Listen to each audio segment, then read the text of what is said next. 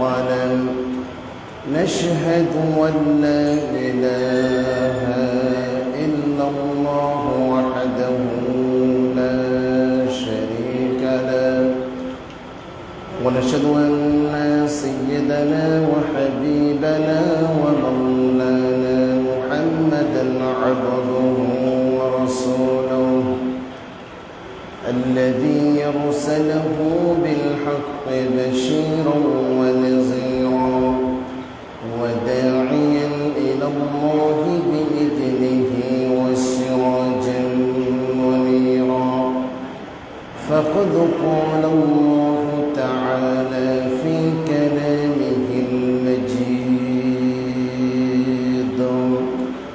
وفي فرقانه الحميد قل সবাই أعوذ بالله من الشيطان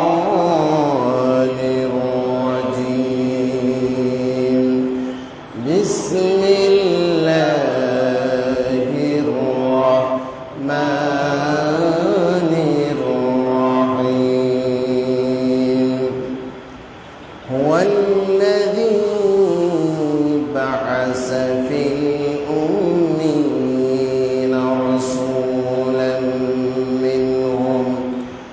رسولا منهم يتلو عليهم آياته ويزكيهم ويعلمهم الكتاب والحكمة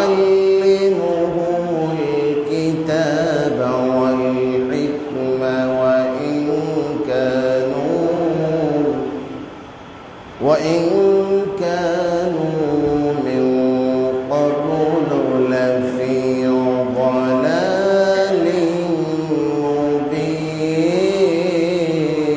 مبين صدق الله العظيم عن أنس رضي الله تعالى عنه قال قال رسول الله صلى الله عليه وسلم لا يؤمن أحدكم حتى أكون أحب إليه من والده وولده والناس أجمعين أو كما قال عليه الصلاة والسلام وقال تعالى في شان حبيبه ومحبوبه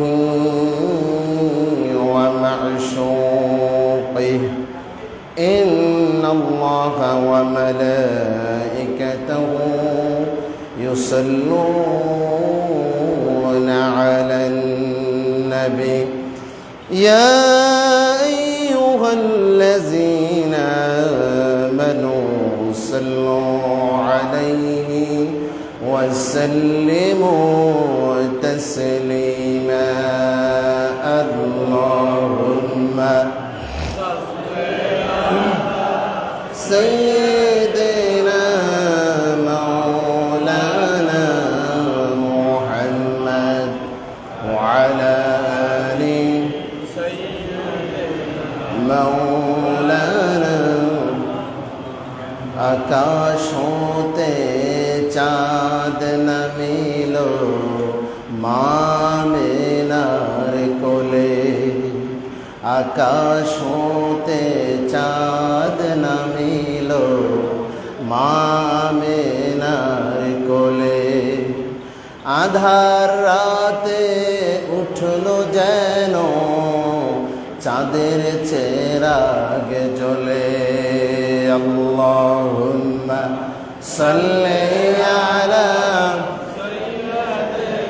मौलाना मुहम्मद वअला आलि मौलाना मनटा जदि हयतो खुबल हावा हयतो जदि शुभ्र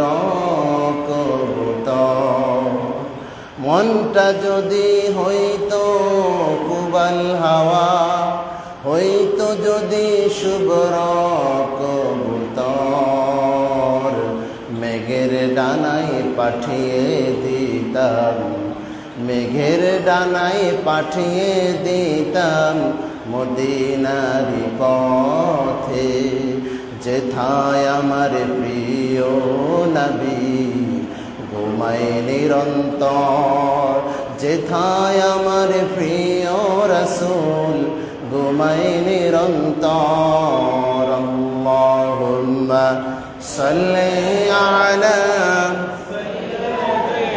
মাওলানা মুহাম্মদ ওয়া আলা সাইয়্যিদিনা লা ইলাহা ইল্লাল্লাহ, লা ইলাহা ইল্লাল্লাহ, লা ইলাহা ইল্লাল্লাহ, লা ইলাহা। এই কালেমার দাওয়াত দিতে নবী মার খাইলেন তায়েফেতে, এই কালেমার দাওয়াত দিতে নবী মার খাইলেন তায়েফেতে, দেশ ছাড়লেন জেল খাটলেন তবু এই কালেমা ছাড়লেন না। লা ইলাহা ইল্লাল্লাহ, লা ইলাহা ইল্লাল্লাহ, লা ইলাহা লা ইলাহা ইল্লাল্লাহ মুহাম্মাদুর রাসূলুল্লাহ সাল্লাল্লাহু আলাইহি ওয়াসাল্লাম। রব্বানা লাকাল হামদ হামদান কাসীরান তাইয়িবান মুবারাকান ফীহি, ইয়া রাব্বি লাকাল হামদু ওয়া লাকাশ শুকরু কামা ইয়ানবাগি লিজালালি ওয়াজহিকা ওয়া আযীমি সুলতানিকা। আজকের এই সিরাতুন নবী সাল্লাল্লাহু আলাইহি সাল্লাম মাহফিলে আগত সম্মানিত মুরব্বিয়ানে কেরাম, মুসল্লিয়ানে আযম, তাওহীদি জনতা, অত্র মসজিদের সম্মানিত খতিব জনাব মাওলানা মুহিবুল্লাহ সাহেব এবং অত্র মসজিদের ইমাম জনাব মাওলানা আব্দুল কাহির সাহেব, অত্র মসজিদের সভাপতি মহোদয় এবং সেক্রেটারি জনাব মাস্টার জাকির ভাই এবং সর্বস্তরের তাওহীদি জনতা, পর্দার আমার সম্মানিতা মা এবং বোনেরা, আমরা সকলে আজকের এই মাহফিলে যে মহামনিব আল্লাহ সুবহানাহু ওয়া তাআলা আমাদেরকে আসার বসার এবং আমার মাদেরকে বোনদেরকে পর্দা আড়াল থেকে কোরআনের এই কথাগুলো, রসুলের সিরাতের কথাগুলো শোনার জন্য যিনি তৌফিক দিয়েছেন তিনি কে? সেই মহামনিব আল্লাহ সুবহানাহু ওয়া তাআলার দরবারে জবান ছেড়ে দিয়ে রবের শিখানো ভাষায় শরীরের সমস্ত শক্তি আর হৃদয়ের ভক্তি উজাড় করে দিয়ে সকলে কালিমাতুশ শুকর আদায় করছি আলহামদুলিল্লাহ। আমরা যে আজকের এই প্রোগ্রামে আসলাম, এই মাহফিলে আসলাম, এটা দুনিয়ার কোনো মানুষের গুণকীর্তন করার জন্য এই মাহফিলের আয়োজন করা। এই মাহফিলটা স্বয়ং কার মাহফিল? মাজালিসুল কোরআন মাজালিসুল্লাহ। আল্লাহর নবী বলেন যে মাহফিলে কোরআনের কথা হয়, যে মাহফিলে কোরআনের আলোচনা হয়, সেই মাহফিল আর সেই মজলিসটা স্বয়ং কার মজলিস?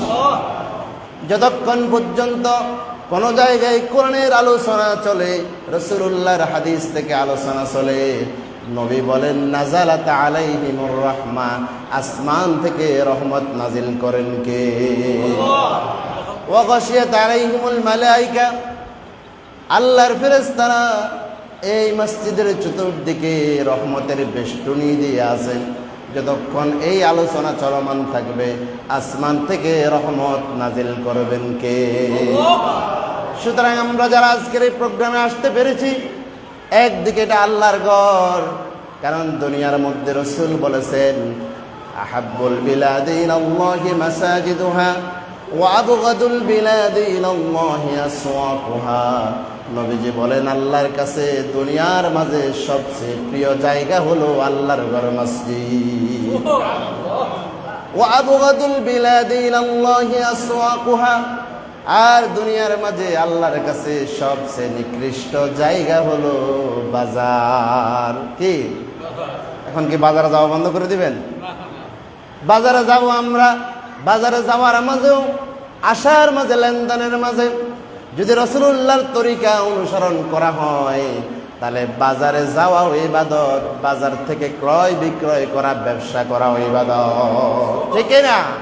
যদি নবীর তরিকা আর আল্লাহর বিধানটা থাকে, আপনি বাজারে যাচ্ছেন, রাস্তায় মানুষের সাথে বেশি দেখা হচ্ছে, বেশি সালাম দিতে পারতেছেন, মানুষের উপকার করতে পারতেছেন, রাস্তার হক আদায় করতেছেন, মানুষকে ভালো কাজের আদেশ দিচ্ছেন, মন্দ কাজ থেকে বিরত রাখছেন, রাস্তার উপরে কলার চামড়া পড়ে আছে, কাঁটা পড়ে আছে, কাঁচভাঙ্গা পড়ে আছে, এটা সরাই দিলেন, তাহলে সওয়াব না গুনাহ?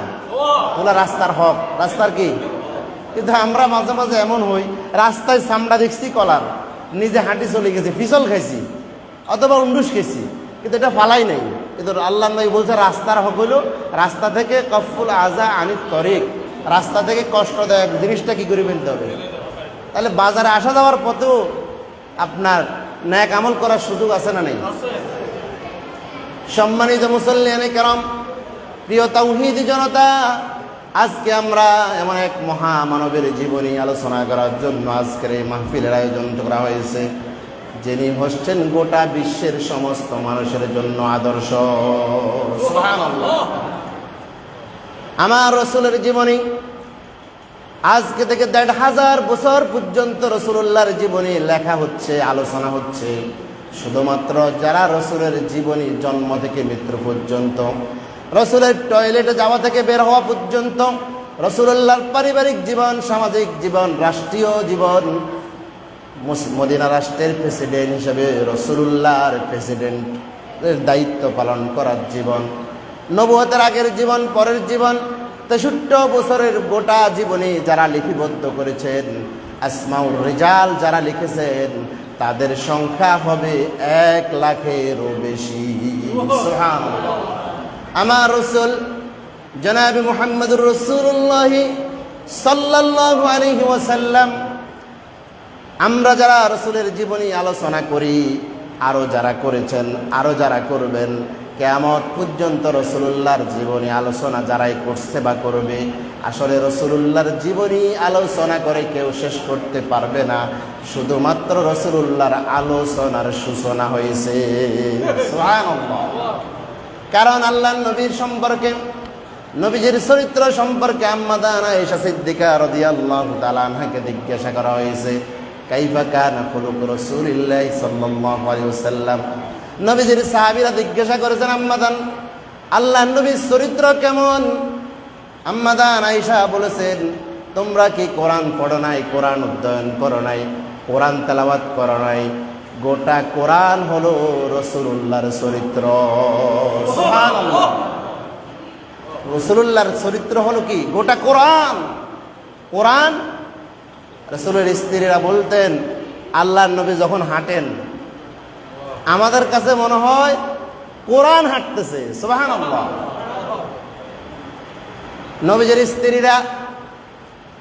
নবীজির স্ত্রীরা, দুনিয়ার মানুষরা সব জায়গায় দাম থাকলেও স্ত্রীর কাছে মানুষের, অন্য মানুষের কাছে যেমন মর্যাদা, যে যত বড় দামি মানুষও স্ত্রীর কাছে কিন্তু তার মর্যাদা ওই রকম থাকে না।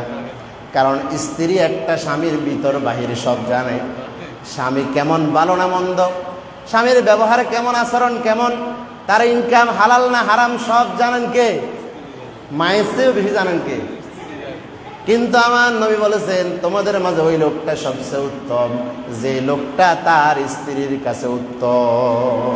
যে লোক তার স্ত্রীর কাছে উত্তম, তোমাদের মাঝে যে লোক তার স্ত্রীর কাছে উত্তম সে উত্তম, আমি আমার স্ত্রীদের কাছে উত্তম। সুবহানাল্লাহ। আল্লাহ নবী বলতেছেন, দেখেন রাসূলুল্লাহকে তার স্ত্রীরা কেমন ভালোবাসতেন। একদিন হযরত আলী রাদিয়াল্লাহু তাআলা আনহু সহ ৩ জন সাহাবী রাসূলুল্লাহকে বাজারে দেখলেন। দেখার পরে রাসূলকে বাজারে দেখে তারা রাসূলুল্লাহর বাড়িতে চলে গেলেন। যাইয়া বলছেন, ওনারা যাওয়ার পরে দেখলেন রাসূল করিম সাল্লাল্লাহু আলাইহি সাল্লাম ওযু করেছেন, একটা পাত্রে রাসূলুল্লাহ হাত ধুয়েছেন, ওই পাত্রের মধ্যে কিছু পানি এখনো রয়ে গেছে। সাহাবাই কেরাম ওই পানিগুলোর বরকত নেওয়ার জন্য কাটাকাটি শুরু করে দিয়েছেন। সবাই একটু একটু করে সেখান থেকে পানি নিচ্ছেন, কারণ রাসূলুল্লাহর হাত যেই পানিতে লেগেছে সেটার মধ্যে বরকত আর বরকত।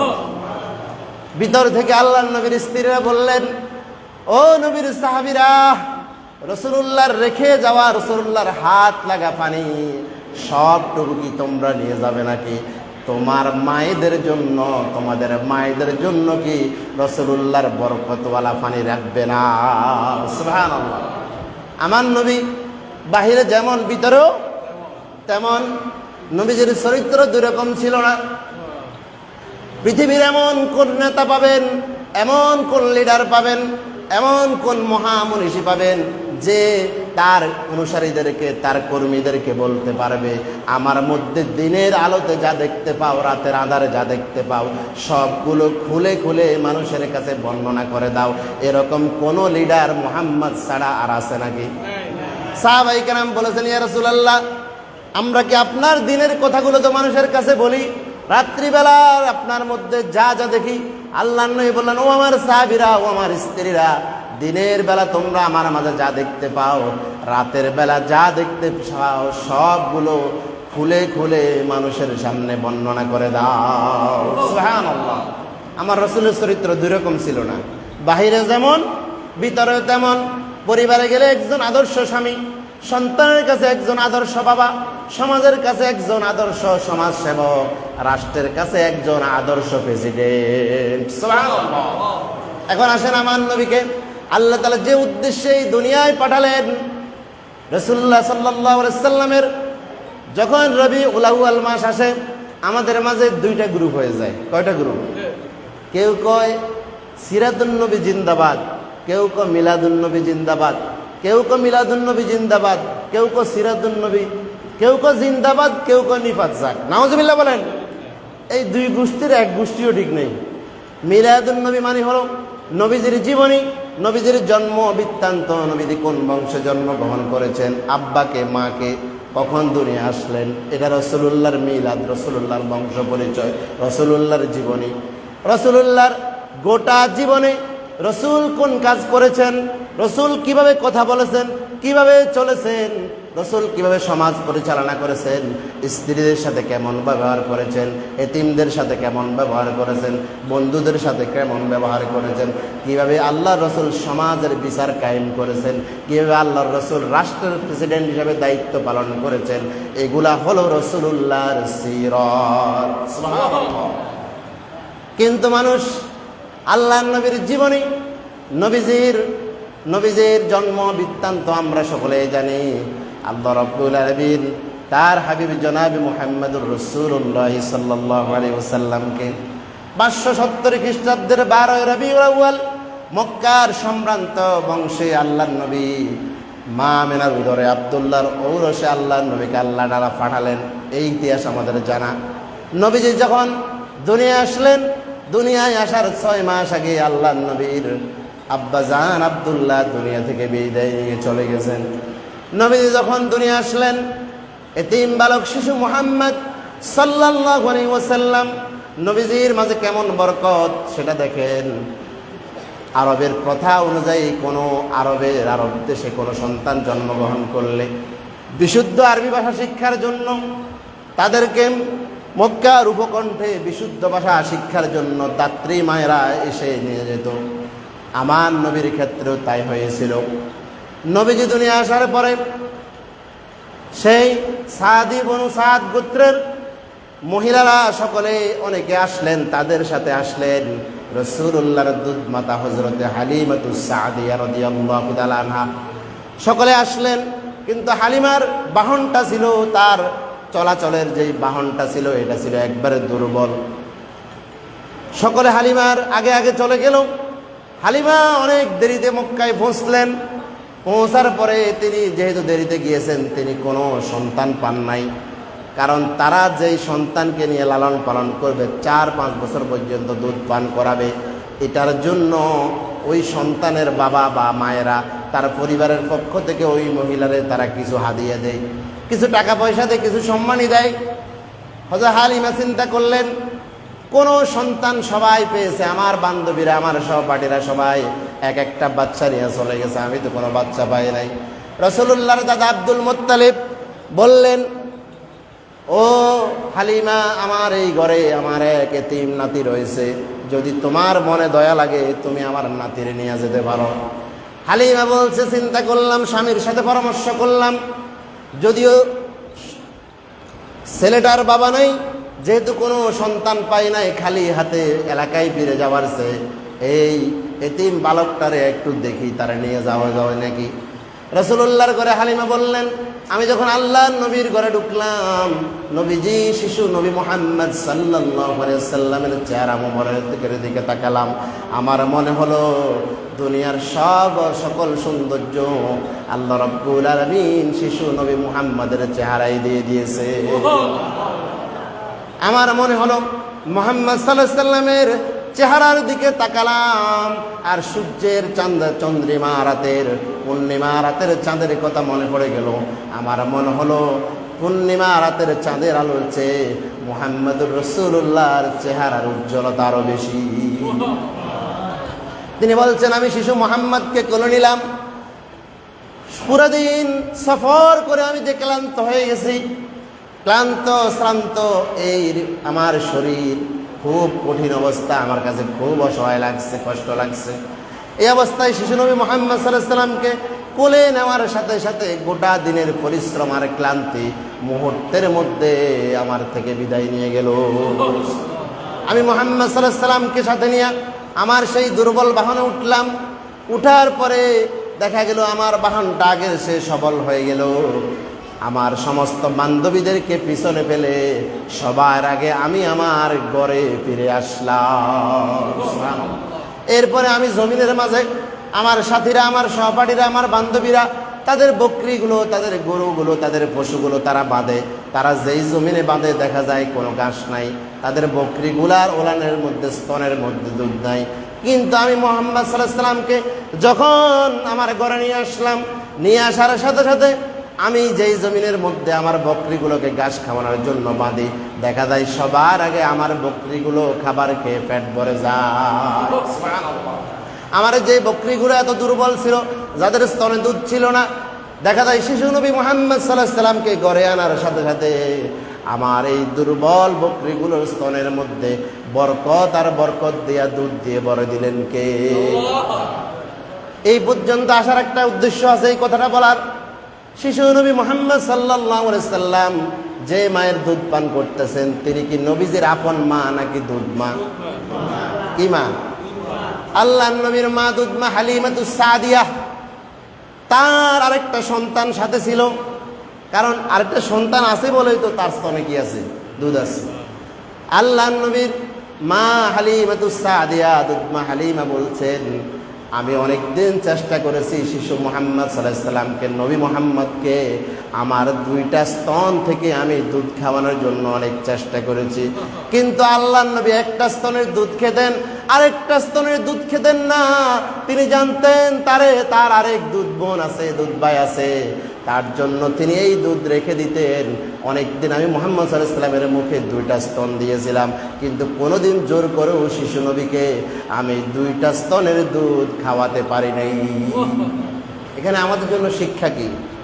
নবীজি মায়ের কোলে, শিশু নবী মায়ের কোলে বোনের ভাইয়ের হকের ব্যাপারে ইনসাফ করেছেন, ঠিক কিনা? বোনের হক, ভাইয়ের হকের কথা নবীজি মায়ের কোলে দুধ খাওয়া অবস্থায় ও আল্লাহর নবী বলেন নাই। কিন্তু দেখা যায় বর্তমানে আমরা অনেকে নামাজ পড়ে, রোজা রাখি, হজ করে, যাকাত দেই, তাহাজ্জুদ পড়ি, কিন্তু নিজের বোনের হক নষ্ট করি, নিজের ভাইয়ের হক নষ্ট করি।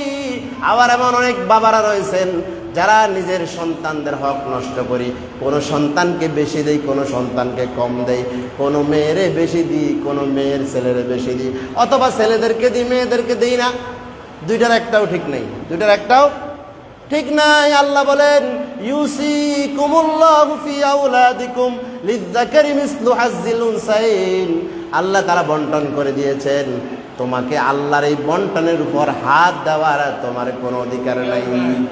নবীজি বলেন, আল্লাহর নবী বলেন, যারা উত্তরাধিকারীকে মুরুসি সম্পদ থেকে, মিরাজ থেকে যারা নিজের উত্তরাধিকারীকে, নিজের ওয়ারিসকে যারা বঞ্চিত করবে, কথা আল্লাহু মিরাসাহু মিনাল জান্নাহ, আল্লাহ তাআলা ওই লোকটার জন্য জান্নাতে বরাদ্দকৃত অংশটাও কেটে দিবে। আউযুবিল্লাহ। নবীজি মায়ের কোলে ইনসাফ করেছেন কি করেন নাই? কিন্তু আজকে আমরা অনেকে মনে করি যা অপরাধ করছি অসুবিধা নাই, হজে যাই আল্লাহর কাছে মাফ চাই এলাম, তাইলে মাফ হয়ে যাবে। আপনি যে মানুষের হক নষ্ট করেছেন, সন্তানের হক নষ্ট করেছেন, এখানে তো আল্লাহ আপনাকে হাত দেওয়ার অধিকার দেয় নাই। কিন্তু এরকম ঘটনা আমাদের দেশে আছে না নাই? এই এলাকায় হয়তো নাই, কিন্তু অন্য এলাকায় আছে, সব এলাকায় কম বেশ আছে ভাইরা। এখন আসেন, আল্লাহ নেই বলতেছেন কথা আল্লাহু মিরাসাহু মিনাল জান্নাহ, আল্লাহ আপনার জন্য জান্নাতে যে বরাদ্দ রাখছেন, এই আপনি এখানে এই কারবারি করার কারণে, আল্লাহর এই বন্টনে হাত দেওয়ার কারণে আপনার জান্নাতের অংশ আল্লাহ কাটিয়ে দিবেন। নাউজুবিল্লাহ।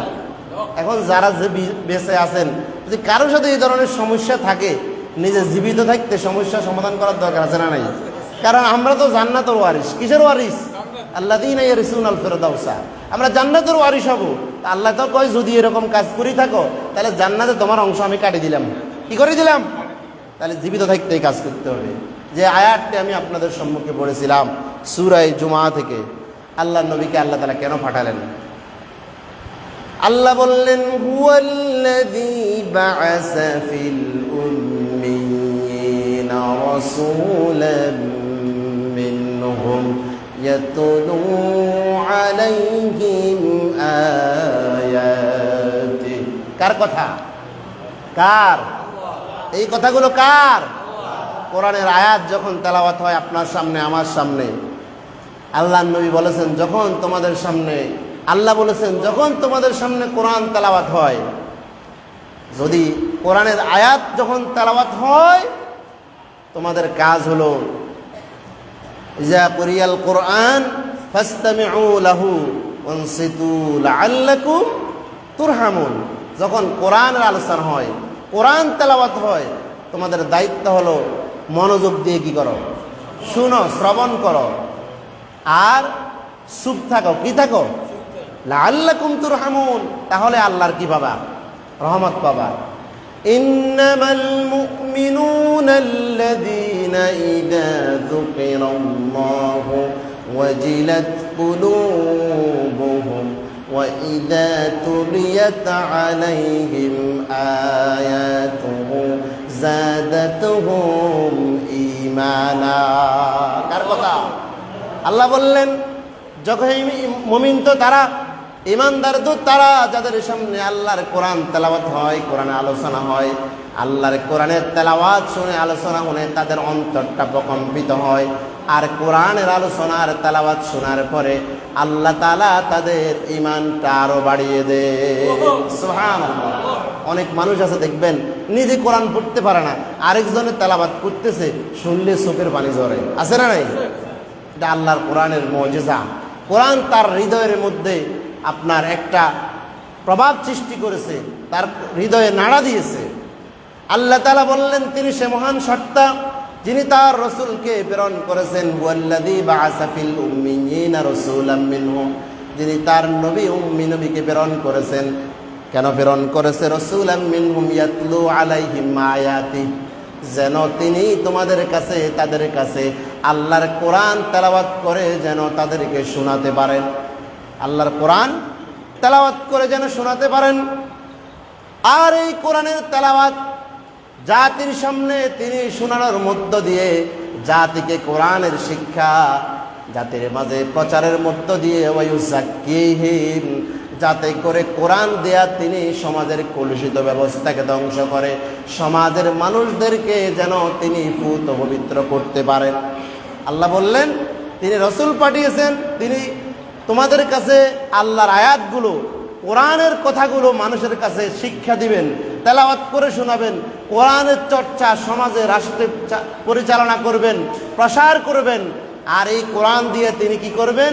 ওয়ায়ুযাক্কিহিম, ওই জনপদের মানুষদেরকে তিনি কি করবেন? পুত পবিত্র এখন রসুল কোরআন দিয়া সমাজের মানুষকে পুত পবিত্র করছেন কি করেন নাই?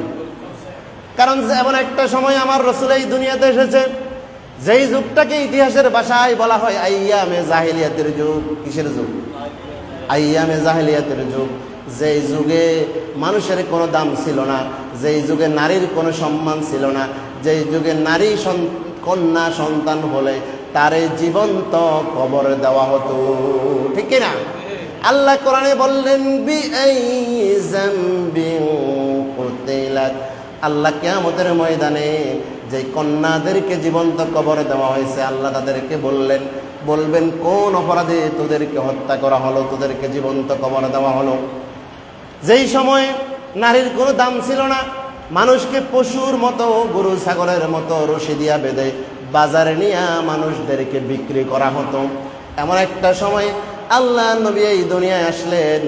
নবীজি এই দুনিয়ায় এসে আল্লাহ নবী নারীকে সম্মান দিলেন, মায়ের মর্যাদা দিলেন। নারীকে আল্লাহ তাআলা এবং আল্লাহ রাসূল মর্যাদা দিলেন। নবীজি ঘোষণা করে দিলেন আল জান্নাতু তাহতা আকদামিল উম্মাহাত। নবীজি ঘোষণা করে দিলেন নারী জাতির পায়ের তলে আল্লাহর জান্নাত। সুবহানাল্লাহ। কেমন মানুষ বর্বর ছিল, কেমন জাহেল ছিল। এক সাহাবী আল্লাহর নবীর কাছে এসে বললেন ইয়া রাসূলুল্লাহ, সবাই বলেন সাল্লাল্লাহু আলাইহি সাল্লাম, ইয়া রাসূলুল্লাহ, জাহিলি যুগে ঈমান আনার আগে আমি যখন কাফের অবস্থায় ছিলাম, মক্কাতে কন্যা সন্তান হলে কেউ পরিচয় দিতে চাইতো না। নিজের কন্যা সন্তান হয়েছে এই লজ্জায় সবাই কেউ সমাজে পরিচয় দিত না। কন্যা সন্তান হলে সমাজের মাঝে মান সম্মান থাকবে না, সমাজের মানুষ ঠাট্টা করবে, বিদ্রুপ করবে। এজন্য আমারও একটা ফুটফুটে কন্যা সন্তান ছিল, যেই সন্তানটা আমার হাত ধরে চলাফেরা করতো, আমার এত ভালোবাসতো, এত আদর করতো, স্নেহ করতো। ইয়া রাসূলুল্লাহ, আমার এই কন্যা সন্তানটা যখন ফুটফুটে, এই কন্যাটা আমার হাত ধরে হাঁটে, আমি যেই দিকে যাই আমার সাথে যেতে চাই ইয়া রাসূলুল্লাহ। কিন্তু মক্কার এমন এক পরিবেশ ছিল যে মক্কাতে নারীদের কোনো মর্যাদা ছিল না। নারীদেরকে শুধুমাত্র ভোগের পণ্য মনে করা হতো, ভোগের সামগ্রী মনে করা হতো। ইয়া রাসূলুল্লাহ, মা হিসাবে, কন্যা হিসাবে নারীর কোনো মর্যাদা এই সমাজে ছিল না। ইয়া রাসূলুল্লাহ সাল্লাল্লাহু আলাইহি সাল্লাম, সমাজের ভয়ে, মান বাঁচানোর জন্য, ইজ্জত বাঁচানোর জন্য আমি আমার ফুটফুটে কন্যা সন্তানটাকে নিজ হাতে করে নিয়ে গেলাম। বললাম, মারে তোর নিয়ে আজকে আমি দাওয়াত খেতে যাব। তার মাকে বললাম, আমার কন্যাকে সুন্দর করে জামা কাপড় পরায় সাজাইয়া দাও। আমার মেয়ে মনে করলো আমি তাকে নিয়ে কোনো দাওয়াতে যাচ্ছি। ইয়া রাসূলুল্লাহ, গহীন জঙ্গলে চলে গেলাম। যাওয়ার পরে মেয়ের দাঁড় করালাম, নিজের হাত দিয়ে আমি মাটি খুঁড়তে শুরু করলাম। মাটি খুঁড়তে খুঁড়তে একটা বড় গর্ত হয়ে গেল। ইয়া রাসূলুল্লাহ, আমার মেয়ে বলছে, বাবা গো, কেন তুমি এত কষ্ট করছো? তুমি তো ঘামিয়ে যাচ্ছ। আমার মেয়েটা তার হাতের রুমাল দিয়া, কাপড় দিয়া আমার গামগুলো বারবার মুছে দিচ্ছে। আল্লাহু আকবার। ইয়া রাসূলুল্লাহ, আমার মেয়ের আমার প্রতি এত ভালোবাসা, দরদ দেখার পরেও আমার পাষাণ মন, আমার কঠিন হৃদয় একটুও গলল না। ইয়া রাসূলুল্লাহ, যখন গর্ত শেষ হয়ে গেল, আমি আমার মেয়েকে এই গর্তের মধ্যে ফেলে দিলাম। ফেলে দেওয়ার পরে আমি বিশাল একটা পাথর হাতে নিলাম। ওই বড় পাথরটা নিয়ে আমি আমার মেয়ের বুক বরাবর এমনভাবে মেরে দিলাম, মারার সাথে সাথে আমার মেয়ের কচি বুকটা জাজরা হয়ে গেল। আমার মেয়ের বুকটা ছিঁড়ে পিনকে দিয়ে রক্ত বের হয়ে গেল। ইয়া রাসূলুল্লাহ, যখন আমার মেয়ের বুক বরাবর আমি এই পাথরটা মেরে দিলাম, তখন আমার মেয়ে এমন একটা শব্দ বলে চিৎকার দিয়েছে। আমার মেয়ে চিৎকার দিয়ে বলেছে, ও আব্বা, তুমি আমাকে মেরো না, আমি তোমারে কোনোদিন বাবা বলে পরিচয় দেব না। ইয়া রাসূলুল্লাহ, আমার মেয়ের সে আব্বা ডাকটা আজও আমার কানে বাজে। ইয়া রাসূলুল্লাহ, আমার এই গুনাহ মাফ হবে নাকি? নবীজি বলছেন, ও সাহাবী রে, যেহেতু তুমি কালেমা পড়ে মুসলমান হয়ে গেছো, আল্লাহ রাব্বুল আলামিন তোমার বিগত জীবনের সব গুনাহগুলো মাফ করে দিয়েছে। এই যে কাজটা উনি করলেন, কি কারণে? জাহালাতের কারণে।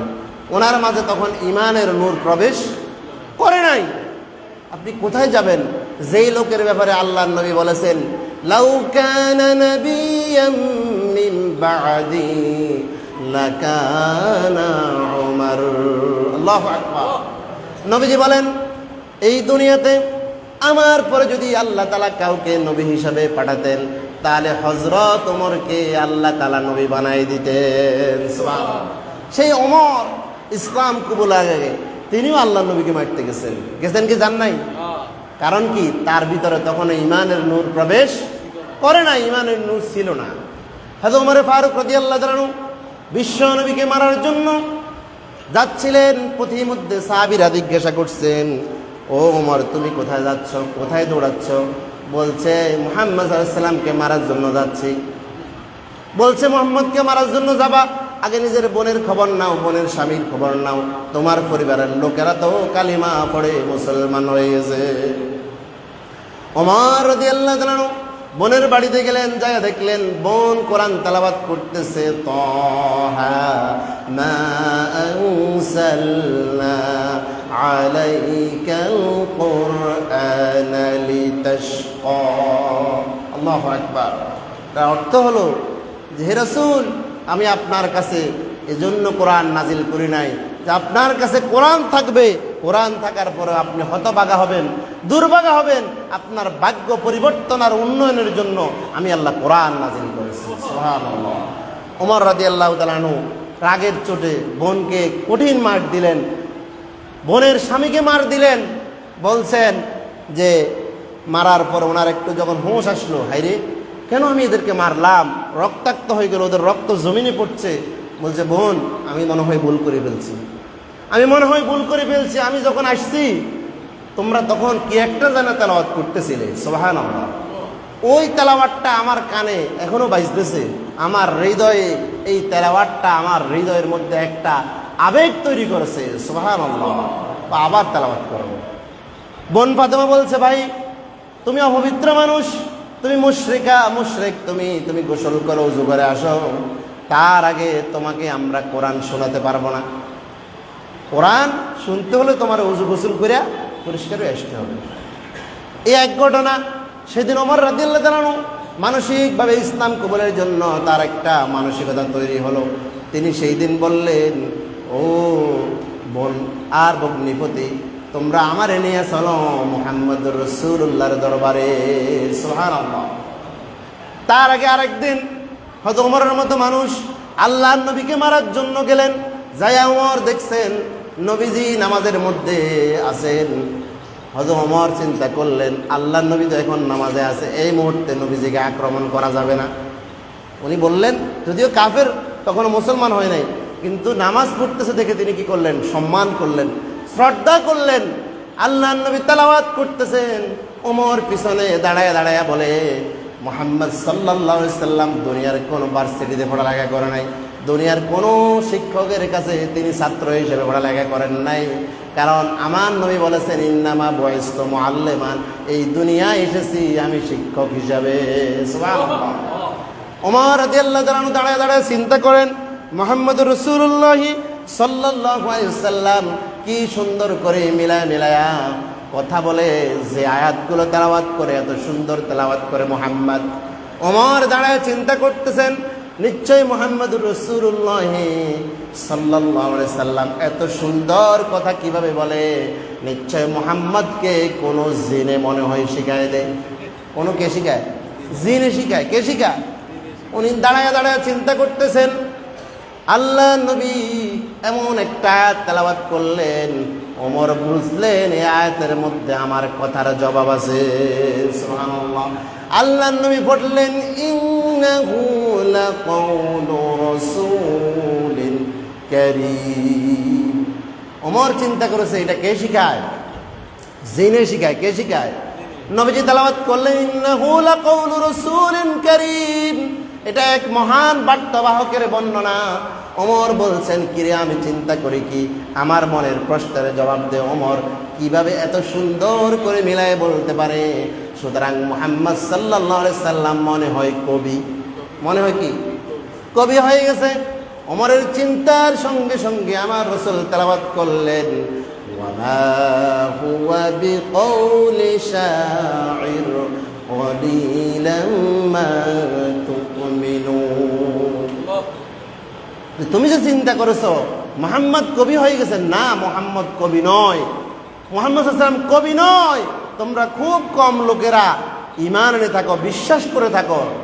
ওমর বলছে, কি সাংঘাতিক ব্যাপার রে, আমি পিছনে দাঁড়াইয়া মনে মনে চিন্তা করি নামাজের মধ্য দিয়ে আমার কথার কি দেয়, জবাব দেয়। ও না না, মোহাম্মদ আসলে কবি না, মোহাম্মদ একটা কি মনের কথা বলতে পারে। যখন মোহাম্মদ কি হয়ে গেছে, গণক হয়ে গেছে, কি হয়ে গেছে।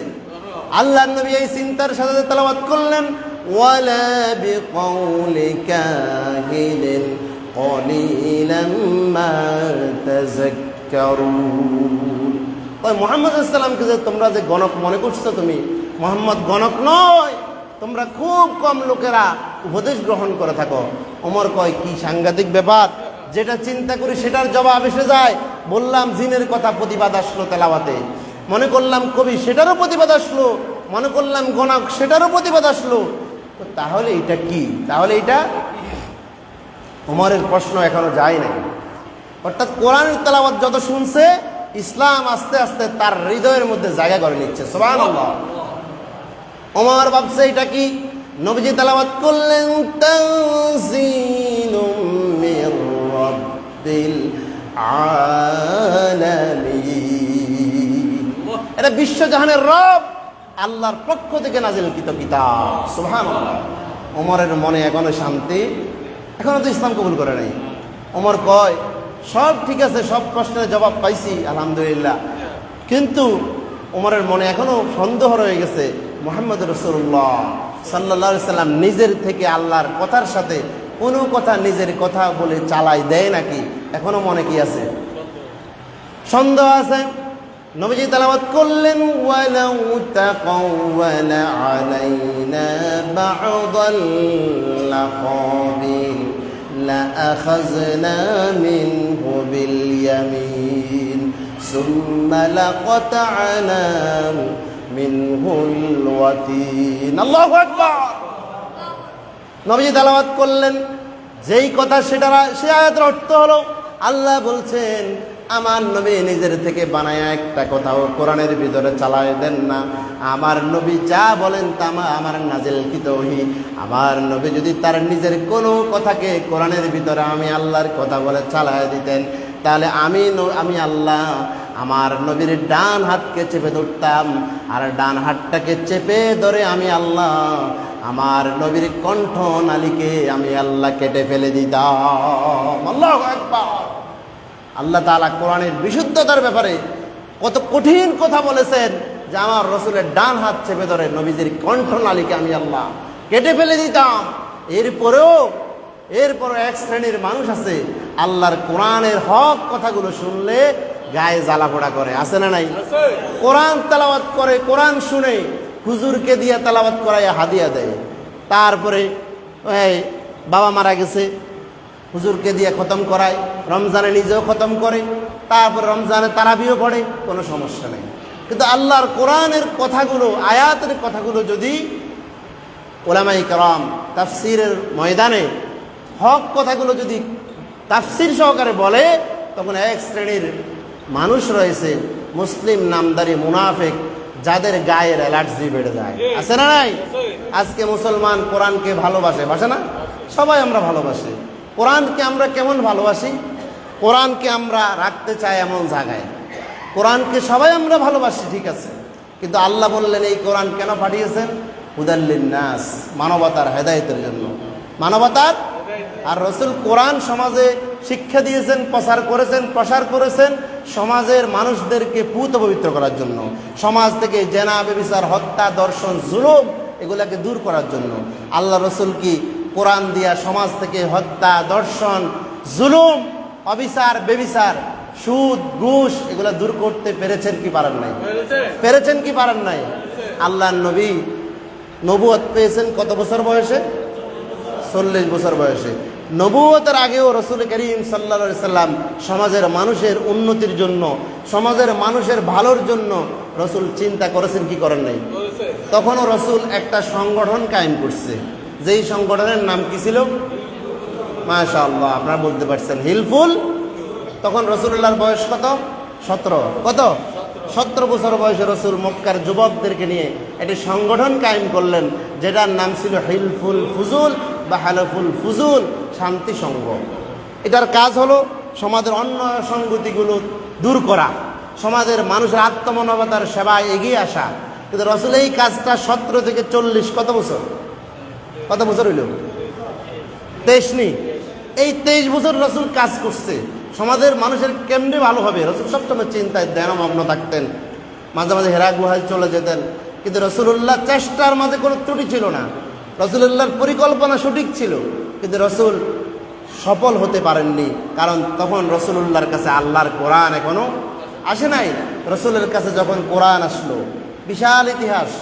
আল্লাহর নবীকে যখন রাসূলের কাছে যখন কোরআন এসে গেল, রাসূল করিম সাল্লাল্লাহু আলাইহি সাল্লাম প্রথম দাওয়াত দিলেন ওহী পাওয়ার পরে, নবী হিসেবে নবুয়ত পাওয়ার পরে। রাসূল প্রথম দাওয়াত দিলেন কারে? আম্মাজান হযরত খাদিজাতুল কুবরাকে দাওয়াত দিলেন। তিনি কি রাসূলের দাওয়াত গ্রহণ করতে কোনো দ্বিধাদ্বন্দ্ব করেছেন?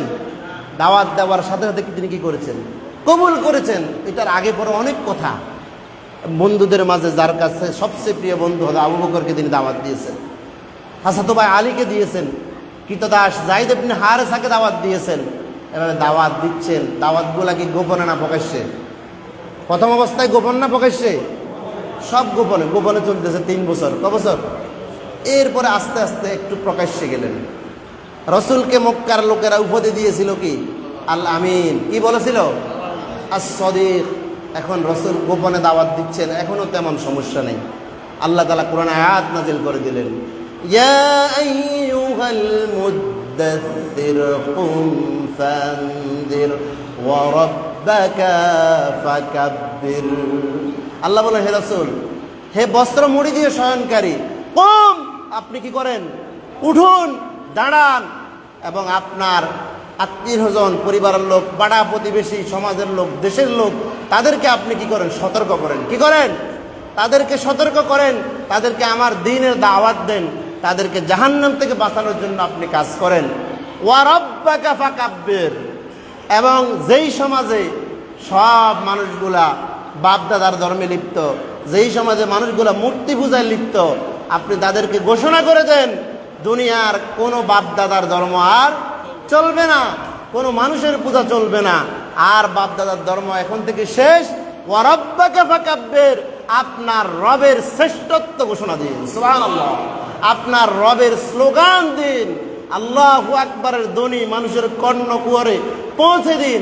এখন আর গোপনে দাওয়াতি কাজ করার দরকার, প্রকাশ্যে শুরু করেন। প্রকাশ্যে, এখন প্রকাশ্যে যখন দাওয়াত শুরু হলো, এখন কি রাসূলুল্লাহর জন্য হাদিয়া আছে? রাসূলকে আলামিন বলতেছে, আর সদিক বলতেছে। এখন কি নির্যাতন শুরু, নির্যাতন। রাসূলের কাছে সাহাবাই কেরামের জন্য, সাহাবাই কেরাম প্রকাশ্যে দাওয়াত দেওয়ার পরে সাহাবীরা এখন আর প্রকাশ্যে চলতে পারে না, নিজের নিজের বাড়িতে থাকতে পারে না, নিজের ঘরে থাকতে পারে না, নিজের গৃহে নিজে থাকতে পারে না। নির্যাতন স্টিম রোলার আস্তে আস্তে বাড়তেছে। সাহাবাই কেরাম রাসূলের কাছে এসে হযরত খাব্বাব ইবনুল আরাত রাসূলের কাছে আরজ করলেন যে, হে রাসূল, আলা তাস্তানসিরু লানা, আলা তাদউ লানা ইয়া রাসূলুল্লাহ। রাসূল, আপনি কি আমাদের জন্য দোয়া করবেন না? আমরা তো মার খেতে খেতে শেষ হয়ে যাচ্ছি। কাফের মুশরিকেরা আমাদেরকে বাড়িতে থাকতে দেয় না, আমাদেরকে আমাদের চাকরি কর্মস্থলে যেতে দেয় না, আমাদেরকে বাড়িতে থাকতে দেয় না। আমার বাড়ি এক জেলায়, থাকি আরেক জেলায়, আমার বাড়ি এক উপজেলায়, থাকি আরেক উপজেলায়, আমার বিছনা ঘরে খালি, আমি যা অন্যের ঘরে থাকি। মাঝে মাঝে মুসলমানদের উপরে এই মুসিবত আসে কি আসে না?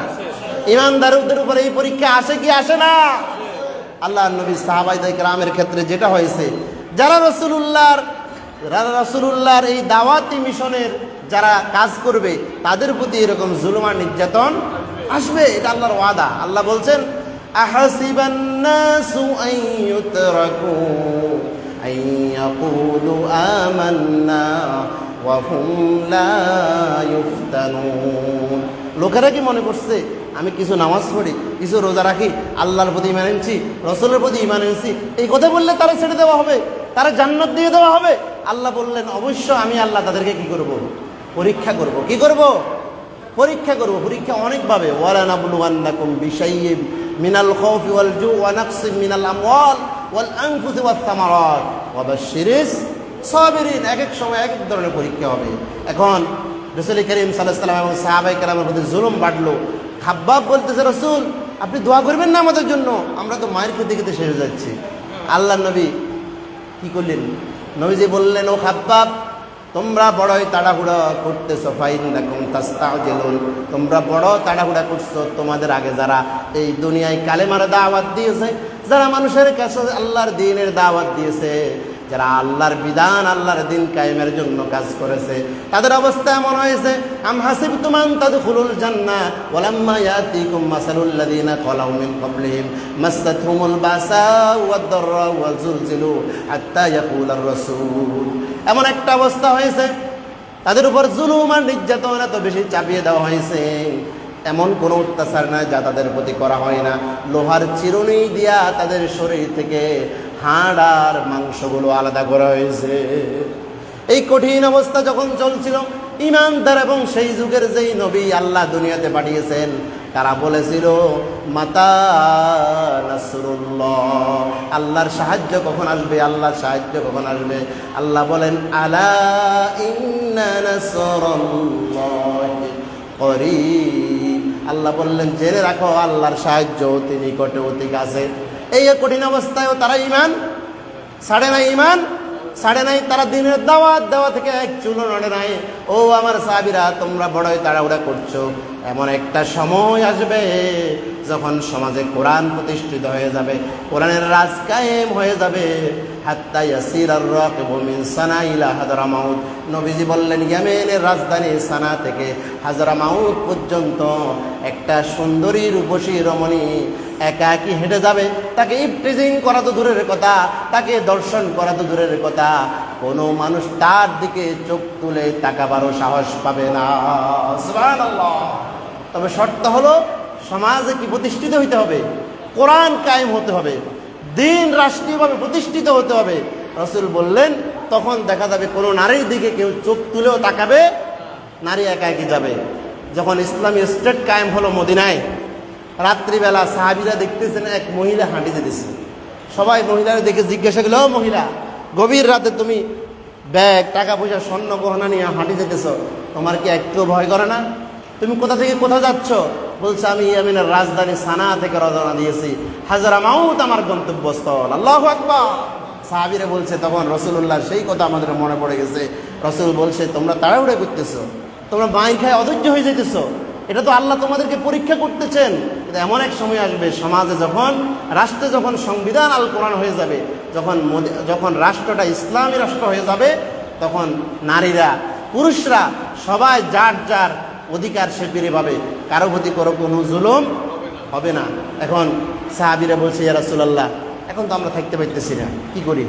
নবীজি বলছে, তোমরা একটা কাজ করো, তোমরা কিছু লোক আবিসিনিয়ায় চলে যাও, কোথাও চলে যাও, আবিসিনিয়ায় হিজরত করে চলে যাও। কয়েক দফায় যেতে যেতে সেখানে 101 জন গেছে। কয়জন? এখন রাসূল এবং সাহাবীরা কিছু আছে, তখন মুসলমানদের সংখ্যা 140 কি 141, 101 জন চলে গেছে, বাকিরা আছে, থাকতে পারতেছে না। এখন বলেন, সাহাবীরা যে চলে গেল দেশ ছাড়ি, সাহাবীরা কি এই দেশে কি চুরি করছে, ডাকাতি করছে, হত্যা করছে, কোনো মানুষের সম্পদ লুণ্ঠন করেছে? তাহলে তাদের অপরাধটা কি?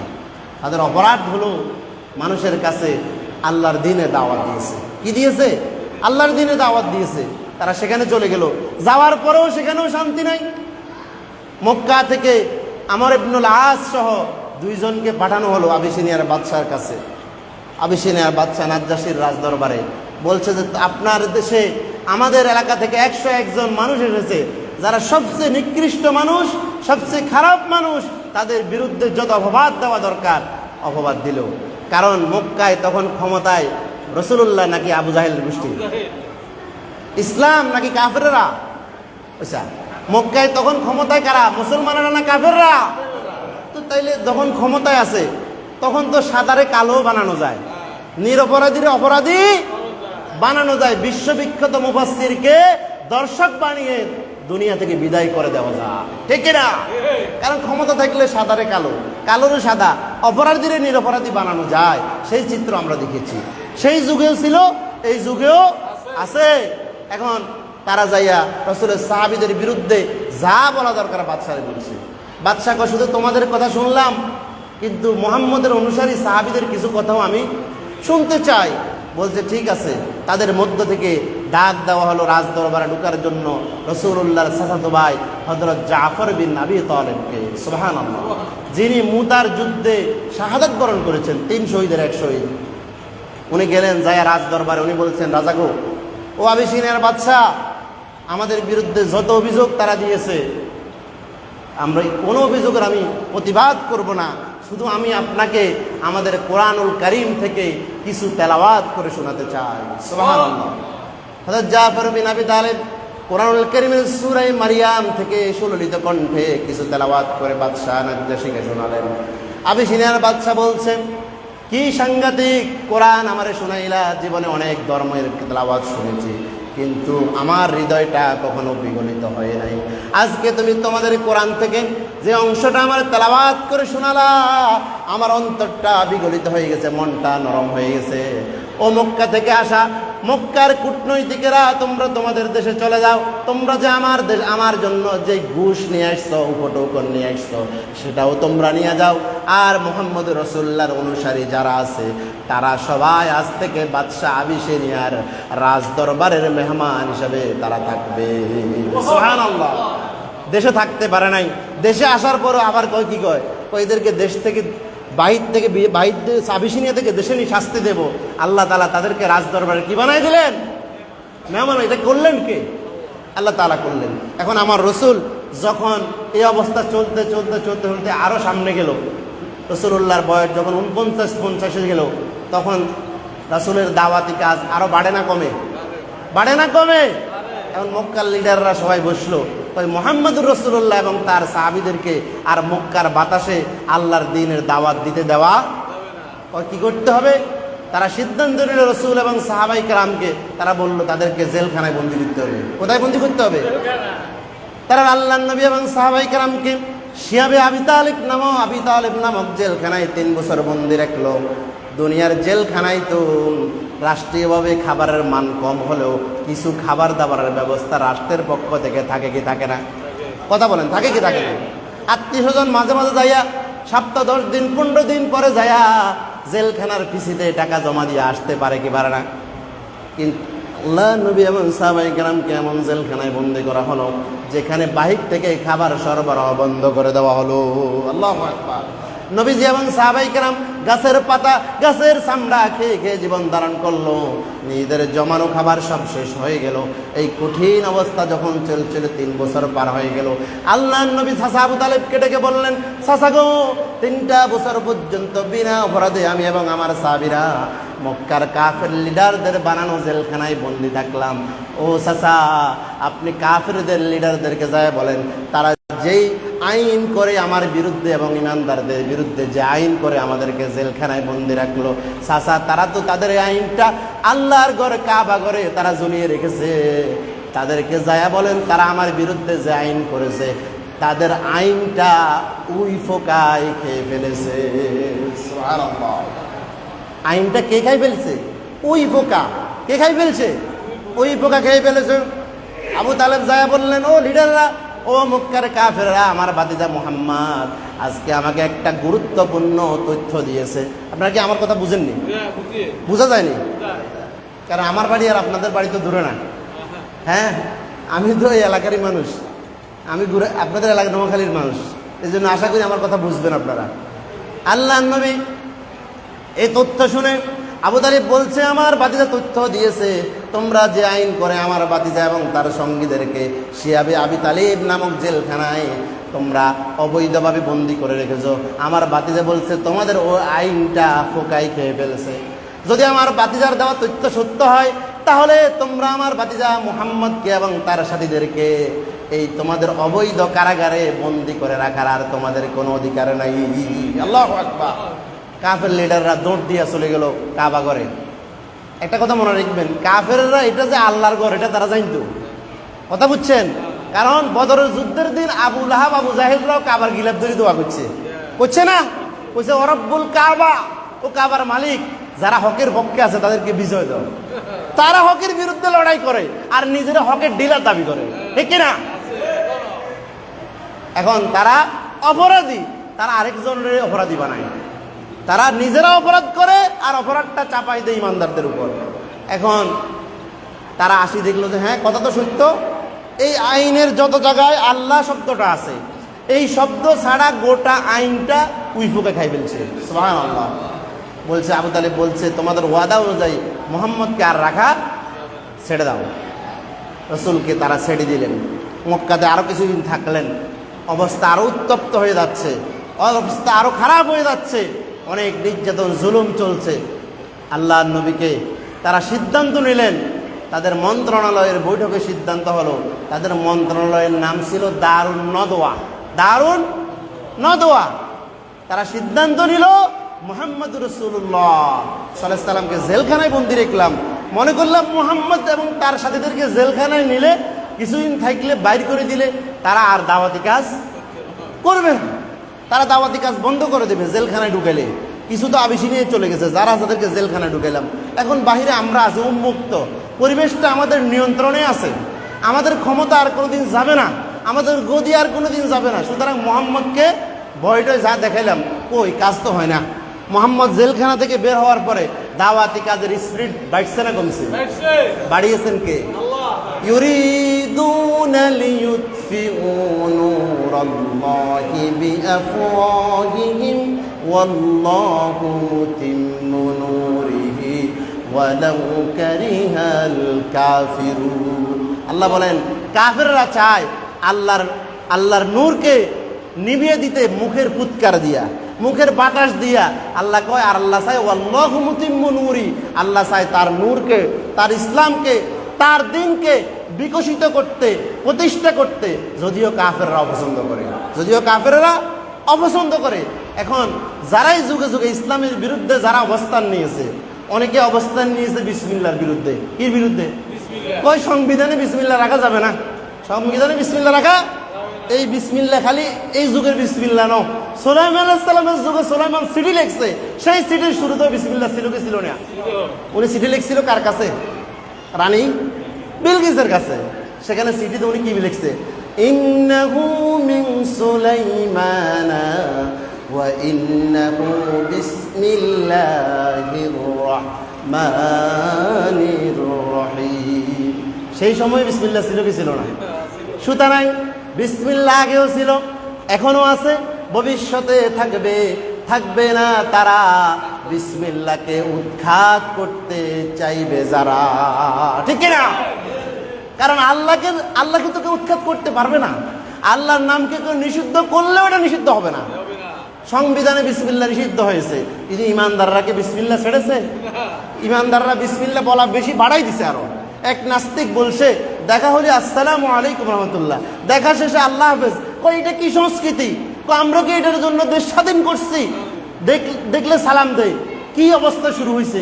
সব তো মানে মৌলবাদ, জঙ্গিবাদ। এখন এইটা বলছে, সে ইসলামের বিরোধিতা করতে যায়। এরপরে মুসলমানেরা এত বাড়াইছে সালাম, দেখা হলে কো আসসালামু আলাইকুম, দেখা শেষ হইলে কো আল্লাহ হাফেজ। আরো কি ওয়াল্লাহু মুতিম্মু নূরি, আল্লাহ তার নূরকে আরো বাড়াই দিলেন। আমার সময় শেষ হয়ে আসছে, আমি নির্ধারিত সময় শেষ করব। আমার একটা টাইম দেওয়া হয়েছে, ইনশাআল্লাহ আমি সময়ের ভিতরে শেষ করব। আল্লাহর নবী মক্কার বাতাসে থাকতে পারতেছেন না। দারুন নদওয়ার বৈঠকে সিদ্ধান্ত হলো রসুলকে দুনিয়া থেকে কি করবে? বিদায় করে দেবে। রসুলকে কারা রাসূলকে মারার জন্য মন্ত্রণালয়ের বৈঠক ডাকছে? কারা তারা? যারা রসুলকে আলামিন বলছে তারাই তো। কেউ রাসূলের স্বাস্থ্য ভাই, কেউ চাচা, জেডা, এলাকার লোক তো। তারা সিদ্ধান্ত নিল, কিন্তু এর আগে তারা রাসূলকে আলামিন বলছে। যারা রাসূলুল্লাহর বিরুদ্ধে বসে ষড়যন্ত্র করতেছে রাসূলকে মেরে ফেলার, তাদের টাকা পয়সা, স্বর্ণ গয়না আমানত রাখছে আবার রাসূলের কাছে। সুবহানাল্লাহ। দেখছেন? এখন আল্লাহর নবীকে আল্লাহ তাআলা নির্দেশ দিলেন, ইয়া রাসূলুল্লাহ আপনি আর মক্কাতে থাকতে পারবেন না, মক্কাতে আপনাকে মেরে ফেলার সিদ্ধান্ত হয়েছে, আপনি কি করেন? মদিনায় হিজরত করেন। আল্লাহর নবী সেই দিন থেকে 6 মাস আগে হয়তো আবু বকর সিদ্দিককে বলেছেন, আবু বকর মক্কার আবহাওয়া যে অবস্থা হচ্ছে, হয়তো বা বেশি দিন আর মক্কায় আমরা থাকতে পারবো না, হিজরত করতে হতে পারে, তুমি প্রস্তুত থেকো। 6 মাস আগে বলেছেন, কোনো দিন তারিখ বলেন নাই। নবীজি রাত্রিবেলা আল্লাহর নির্দেশে বের হয়ে যাচ্ছেন। মনে পড়লো, এরে মক্কার আবুলাহাব, আবু জাহাল, মক্কার কাফেরদের টাকা পয়সা তো আমার কাছে, স্বর্ণ গয়না তো আমি নবীর কাছে। আলীকে ডাকলেন, বললেন, আলী রে, আমি তো মদিনায় চলে যাব, তুমি আমার বিছানায় আমার চাদর গায়ে দিয়ে শুয়ে থাকো। সুবহানাল্লাহ। এই ধরো, এটা অমুক কাফের, এটা অমুক কাফের, এটা মক্কার অমুক নেতা, সব বুঝাই দিয়ে গেলেন। তারা আসলো, তারা বাড়ির চতুর্দিক ঘিরে ফেললো রসুলকে। তারা ভোরবেলা তারা রসুলকে বের হওয়ার সময় মেরে ফেলবে। আল্লাহ নবী বাড়ি থেকে বের হয়ে যাচ্ছেন, যাওয়ার সময় রসুল্লাহ হাতের মধ্যে এক মুষ্টি বালু নিলেন। কি নিলেন? বালু নিয়ে রসুল একটু ফু দিয়া ছেড়ে দিলেন। আল্লাহ কি বললেন? إذ رميت وما رميت ولكن الله رمى। হে রাসূল, ওই সময়ের কথা স্মরণ করেন যখন আপনি তাদেরকে বালু মারছেন, আপনি শুধু ছেড়ে দিয়েছেন। প্রত্যেকটা কাফেরের চোখে বালু পৌঁছায় দেওয়ার দায়িত্ব বহন করেছি আমি আল্লাহ। সুবহানাল্লাহ। তারা চোখ কসলাইতে কসলাইতে ব্যস্ত। আল্লাহর নবী নিরাপদে চলে গেলেন। তারা এসে আলীকে ভাইয়া মনে করলেন রসুল, যেহেতু বিছানাও রসুলের, চাদরও রসুলের, তারা বললেন মারো। কেউ বলছে না, আগে নিশ্চিত হব যাকে মারতে আসছি সে কিনা। দেখলো না, এটা তো আলী। এটাকে এখন রসুল যে মদিনায় যাবে, মদিনার লোকেরা আগ থেকে রসুলের জন্য কি আছে, অপেক্ষা আছে। মদিনাতে রসুল আগে দুধ পাঠাই দিছে। এরপরে মদিনার লোকেরা হজ করতে আসি, বিভিন্ন জায়গায় রসুল করিম সাল্লাল্লাহু সাল্লামের সাথে তারা বায়াতবদ্ধ হয়েছে, রসুলকে মদিনায় যাওয়ার দাওয়াত দিয়েছে। মদিনার পরিবেশ রসুল আগেই রসুলের জন্য কি হয়েছে, রেডি হয়েছে। এখন রসুল আসবে সবাই জানে, এই জন্য কেউ পাহাড়ে উঠে দাঁড়ায় থাকে সকালবেলা, সুবহানাল্লাহ, কেউ গাছে উঠে দাঁড়ায় থাকে যে রসুল আসলে আগে আমি দেখুন। সুবহানাল্লাহ। আল্লাহ নবী আসতেছেন, এক ইহুদি প্রথম রসুলকে দেখলেন, দেখে বলছে, তোমরা যে নবীর জন্য সকাল থেকে সন্ধ্যা পর্যন্ত দাঁড়াই থাকো, কেউ গাছে উঠো, কেউ পাহাড়ে উঠো, সেই নবী আসতেছে। সুবহানাল্লাহ। কেউ খেজুর গাছের ফাঁকা খেজুর কাটতেছে, কাটা হয়েছে, অর্ধেক ঝুলতেছে, শুনছে রসুল আসছে, ওই অর্ধেক রেখে দৌড় দিছে। সুবহানাল্লাহ। এখন রসুলকে দেখে মক্কার মদিনার ছোট ছোট বাচ্চারা, আমার রসুল যখন মক্কা থেকে মদিনায় চলে যাচ্ছেন, কি খুব খুশি মনে যাচ্ছেন। আমার রসুল জনাব মুহাম্মদ রাসূলুল্লাহ সাল্লাল্লাহু আলাইহি সাল্লাম বারবার মক্কার দিকে তাকালেন আর বলছেন, ও মক্কারে, তোর নিষ্ঠুর সন্তানেরা আমারে তোর বুকে থাকতে দিল না। আল্লাহ নবী জন্মভূমির জন্য এমন মায়া, নবী যে বারবার তাকাচ্ছেন। নবী চলে গেলেন। আল্লাহ নবীকে মদিনায় দেখার সাথে মদিনার ছোট ছোট বালক বালিকার রসুলকে দেখে তারা একসাথে বলল, তলাআল বাদরু আলাইনা মিন সানিয়াতিল ওয়াদা ওয়াজাবা শুকরু আলাইনা মা দাআ লিল্লাহি দাআ। তারা রসুলকে সংবর্ধনা জানালো এই স্লোগান দিয়া যে আমাদের কাছে পূর্ণিমার চাঁদ এসেছে। সুবহানাল্লাহ। চাঁদের চেয়ে সুন্দর আমার প্রিয় নবীর মুস্কি হাসি, চাঁদের চেয়ে সুন্দর আমার প্রিয় নবীর মুস্কি হাসি। নবীর শরীরের গামের গ্রানে, নবীর শরীরের গামের গ্রানে হর মনি তো গোলাপ বেলি, হর মনি তো গোলাপ বেলি। সুবহানাল্লাহ। নবীজি দিনের বেলা দিনের দাওয়াতি কাজ করে, রাত্রে বাসায় যেতেন ক্লান্ত। নবীজির শরীরে গাম টপ টপ করছে পড়ছে। যেই আম্মার ঘরে, যেই রসুলের যেই স্ত্রীর ঘরে যেতেন, আল্লাহ নবীর স্ত্রীরা কি করতেন, রসুলের কপালের গামগুলো আগ থেকে তারা একটা খালি শিশি নিয়ে দাঁড়িয়ে থাকতেন। সুবহানাল্লাহ। নবীজির কপালের গামগুলো ওনারা মাটিতে পড়ার আগে এই শিশির মধ্যে সংগ্রহ করতেন, কোনো অনুষ্ঠানে অথবা ঈদের দিন ওনারা ব্যবহার করতেন। সুবহানাল্লাহ। আল বিদায়া ওয়ান নিহায়া কিতাবের মধ্যে এসেছে যে আল্লাহ নবীর এক সাহাবী, মদিনার সাহাবী, উনি ওনার মেয়ের বিয়ে হয়েছে, রসুলকে এই সংবাদটা উনি দিতে আসছেন। বলছে, ইয়া রাসূলুল্লাহ, আমার মেয়েটার বিয়ে হয়েছে। আল্লাহ নবী বললেন, আলহামদুলিল্লাহ। কি বললেন? তখন ওই সাহাবী বলছে, ইয়া রাসূলুল্লাহ, আলহামদুলিল্লাহ তো ঘটছেন, খুশি হইলাম, কিন্তু আপনি কি আমার মেয়ের বিয়েতে কোনো হাদিয়া দিয়ে দিবেন না? সুবহানাল্লাহ বলেন। কি সম্পর্ক? আপনি কি আমার মেয়ের বিয়েতে হাদিয়া দিবেন না? নবীজি বলছেন, আসলে তো হাদিয়া দেওয়া দরকার। তাহাদু তাহাব্বু, তোমরা একজন আরেকজনকে হাদিয়া দাও, তাহলে তোমাদের মধ্যে মহব্বত বাড়াই দেবেন কে? বলে হাদিয়া তো দেওয়া দরকার। তবে সাহাবী রে, আমি নবী এমন অসহায়, আমার তো কিছু নাই, তোরে দেওয়ার মতো কিছু নাই। ও সাহাবী, কালকে এসো, কোনদিন এসো, তবে আসার সময় একটি খালি শিশি নিয়ে আসিও। কি নিয়ে আসিও? আর একটা গাছের ডাল, ছোট্ট একটা ঢাল কেটে আনিও, এবং এসে তুমি আমার ঘরের দরজার চৌকাটে ঘরের কোনায় ঠক ঠক করে বাড়ি দিবা। কি দিবা? বাড়ি দিবা, যাতে করে আমি বুঝি, তবে আসতে দিবা বাড়িটা, যাতে আমি বুঝি তুমি এসছো। কারণ আমি যে তোমার এটা বলছি, এটা আমি, তুমি আর আল্লাহ জানে, আর কেউ জানে না। সুবহানাল্লাহ। যদি জোরে আওয়াজ দাও, আমি কিন্তু দরজা খুলবো না, কারণ আমি বুঝবো না, আমি মনে করবো অন্য কেউ আসছে। তুমি আমি যেভাবে বলছি এসে আস্তে আস্তে এই কোনায় আওয়াজ দিবা, ঢাল দিয়ে কি করবা, আস্তে আস্তে আওয়াজ দিবা। সাহাবী আসলেন, শিশিও আনছে, ঢালও আনছে। আল্লাহ নবী আওয়াজ শুনে বুঝে গেলেন আমার সাহাবী আসছে। সুবহানাল্লাহ। নবীজি বের হলেন, বলছে সাহাবী, শিশি আনছো? আনছি। ঢাল আনছো? আনছি। আল্লাহ নবী বললেন, দাও, আমারে দাও। নবীজি বললেন, আমারে দাও। আল্লাহ নবী হাতের মধ্যে নিলেন, কারণ নবীজি তো আজকে কী দিব, তারে বিয়ের কি দিব, গিফট দিব, উপহার দিব, হাদিয়া দিব। সাহাবী তো জানে না আল্লাহ নবী কেন শিশি আনতে বললেন, কেন ঢাল আনতে বললেন। নবীজি শিশিটা হাতের নিচে ধরলেন, দুই হাত কীভাবে ধরলেন, ধরে হাতটাকে শক্ত করে কষলালেন। কিছুক্ষণের মধ্যে রসুলুল্লাহর হাতে রাখা শিশিটা রসুলের ঘামে ভরে গেল। সুবহানাল্লাহ। এমন সুগন্ধি বের হয়ে গেল। আল্লাহ নবী বললেন, তোমার হাতের ঢালটা দাও।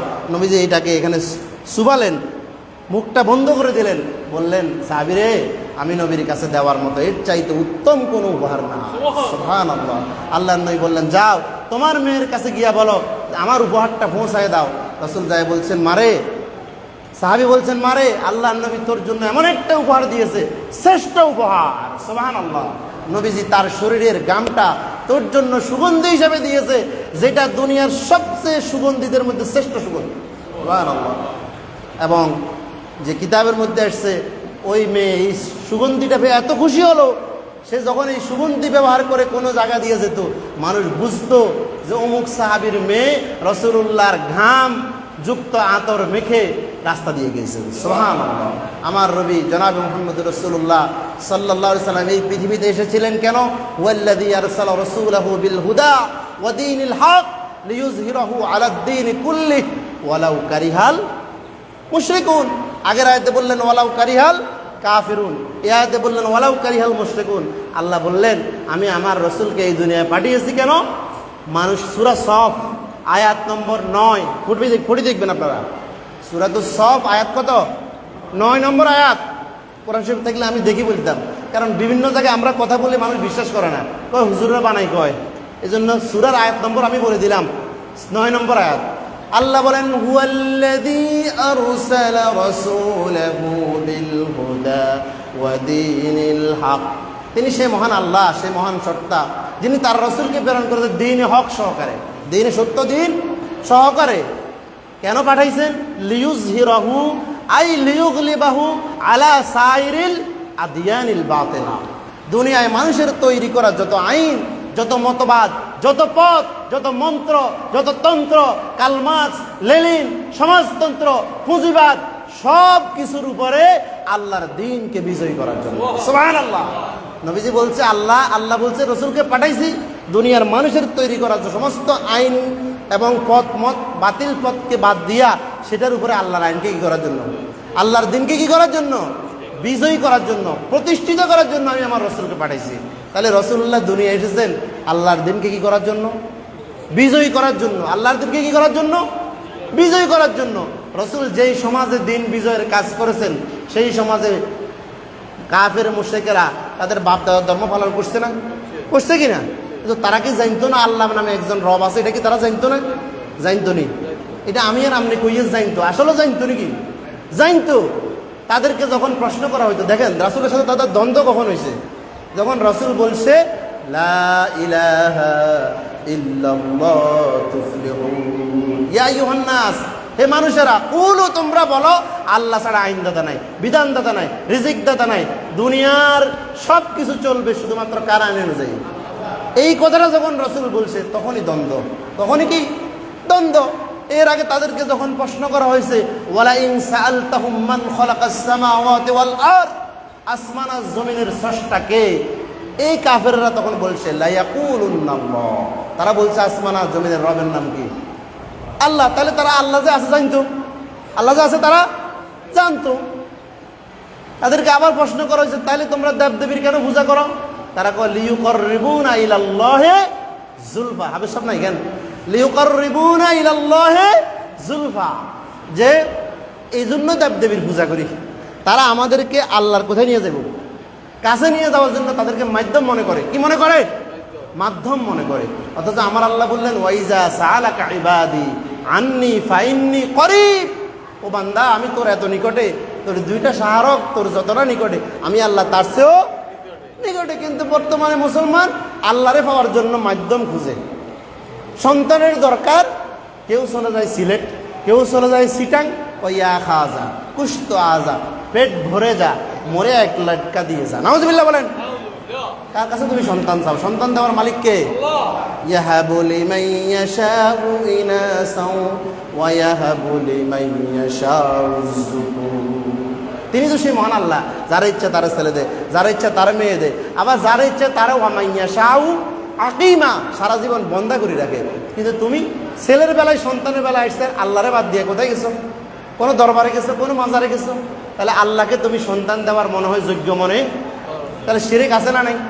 ইবাদত করো, নামাজ পড়ো, রোজা রাখো, সন্তানের বেলায় আসছে, কার কাছে চলে গেছো?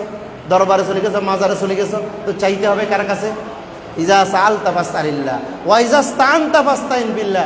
যখন তোমার কিছু চাওয়ার দরকার হবে, কার কাছে চাইবা? আল্লাহর নবী কয়, আমার তোমার যদি জুতার ফিতা ছিঁড়ে যায়, কিসের ফিতা? তাইলেও কার কাছে চাইবা? দেখছেন, জুতার ফিতা ছিঁড়লেও কার কাছে চাইবা?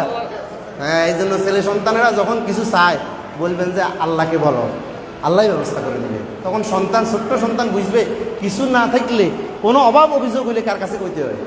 তার ছোট্ট কচি মনে এটা কাজ করবে, কিরে আমার আব্বা তো কিছু দরকার হইলে কইতো আল্লাহরে কর, কারে ক। এইটা পরিবারের মধ্যে চালু করে দিতে হবে। এখন আমার রসুল জনাব মুহাম্মদ রাসূলুল্লাহ সাল্লাম এই দুনিয়ায় আসছেন আমাদের জন্য মডেল হিসাবে। কি হিসাবে? মডেল হিসাবে, আদর্শ হিসাবে। দুনিয়াতে আমার রসুলকে বাদ দিয়া দুনিয়ার আর কাউকে আদর্শ গ্রহণ করা যাবে না। কিয়ামতের ময়দানে আপনি আমি যে উঠবো, কেমনে উঠব? আল্লাহ কি কয়? ইয়াউমা নাদউ কুল্লা উনাসিন বিইমামিহিম। কিয়ামতের ময়দানে প্রত্যেক মানুষকে ডাকা হবে। আল্লাহ কয় ডাকা হবে প্রত্যেক মানুষকে, একা একা নয়। নাদউ কুল্লা উনাসিন বিইমামিহিম। কিয়ামতের ময়দানে মানুষকে ডাকবে তার লগে দুনিয়ায় যে যার অনুসারী ছিল, দুনিয়ায় যে যার কর্মী ছিল, যে যার এতাআত করছে, আনুগত্য করছে, কর্মীকে এবং নেতাকে একসাথে ডাকবো। কে কয়? ইয়াউমা নাদউ কুল্লা উনাসিন বিইমামিহিম। প্রত্যেক মানুষকে ডাকা হবে তার নেতা সহ। কি সহ? এখন আপনার নেতা যদি বেনামাজি হয়, আপনার নেতা যদি গাঁজাখোর হয়, আপনার নেতা যদি দর্শক হয়, আপনার নেতা যদি চাঁদাবাজ হয়, আপনার নেতা যদি মানুষের ইজ্জত লণ্ঠনকারী হয়, মানুষের জমি দখলকারী হয়, আপনার নেতা যদি বেনামাজি হয়, তাহলে আপনি নামাজি মানুষটা কি বেনামাজির সাথে আপনার হাসর হোক? আপনি অমুকের কর্মী, বেনামাজি মানুষের কর্মী, একজন দর্শকের কর্মী। এটা কি কেউ চান? কথা বলেন, চান? কেউ চান না। আমরা চাই আমাদের নেতা যেন কি হয়? নামাজি হয়। আমাদের নেতা যেন বেনামাজি না হয়, এমন নেতার পিছনে আমরা চলবো।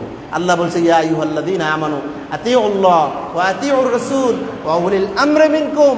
হে ঈমানদাররা, তোমরা আল্লাহর আনুগত্য করো, রাসূলের আনুগত্য করো, এবং যারা আল্লাহ এবং রাসূল আনুগত্য করে ওই দায়িত্বশীলদের কি করো? আনুগত্য করো। এখন কিয়ামতের ময়দানে দুনিয়ায় যদি আপনি আমার রাসূলকে নেতা না মানেন, রাসূলের আদর্শ গ্রহণ না করেন, আল্লাহ বললেন লাকাদ কানা লাকুম ফি রাসূলিল্লাহি উসওয়াতুন হাসানা। তোমাদের জন্য রাসূলের জীবনে আছে সর্বোত্তম আদর্শ। কিন্তু আমরা দুনিয়ায় মানুষের নামে স্লোগান দিই, আমরা বলি অমুকের চরিত্র ফুলের মতো পবিত্র, নামাজ পড়ে না এক ওয়াক্ত। আছে না নাই? এখন আমার রাসূলকে যদি নেতা না মানেন, এখন কবরে রাখলো, দুনিয়ায় সারা জীবন রাসূলকে নেতা মানেন নাই। কে বলছে আমি অমুকের সৈনিক, কে বলছে আমি তমুকের সৈনিক, বলে কি বলে না? কিন্তু কোনো মুসলমানের পক্ষে দুনিয়ার কোনো মানুষকে মডেল আর নেতা মানা জায়েজ নাই। নেতা মানা জায়েজ নাই। নেতা মানতে হবে আমার রাসূলকে। আমার নেতা, তোমার নেতা বিশ্বনবী মুস্তাফা সাল্লাল্লাহু আলাইহি সাল্লাম। আমার রাসূলকে দুনিয়ায় যদি আমি নেতা না মানি, নামাজের ক্ষেত্রে আমি কার তরিকা মানি? কথা বলেন। আল্লাহর বিধান, রাসূলের তরিকা। রোজার ক্ষেত্রেও মানি, হজের ক্ষেত্রে মানি, যাকাতের ক্ষেত্রে মানি। নামাজে আইন মানি কার? সমাজে কার? কথা বলেন। সমাজে কি আল্লাহর আইন মানি আমরা? আমার সমাজের বিচার ব্যবস্থা আল্লাহর আইন প্রতিষ্ঠিত আছে? আমার রাষ্ট্রে আল্লাহর আইন আছে? আমার সংসদে আছে? আমার ব্যাংকে আছে? আমার জজ কোর্টে আছে? হাইকোর্ট, সচিবালয়, সুপ্রিম কোর্ট, মন্ত্রণালয় আল্লাহর আইন আছে? আচ্ছা, এখন আপনারা কি চান আল্লাহর আইন সমাজের সব জায়গায় প্রতিষ্ঠিত হোক? সবাই চান? সবাই চান?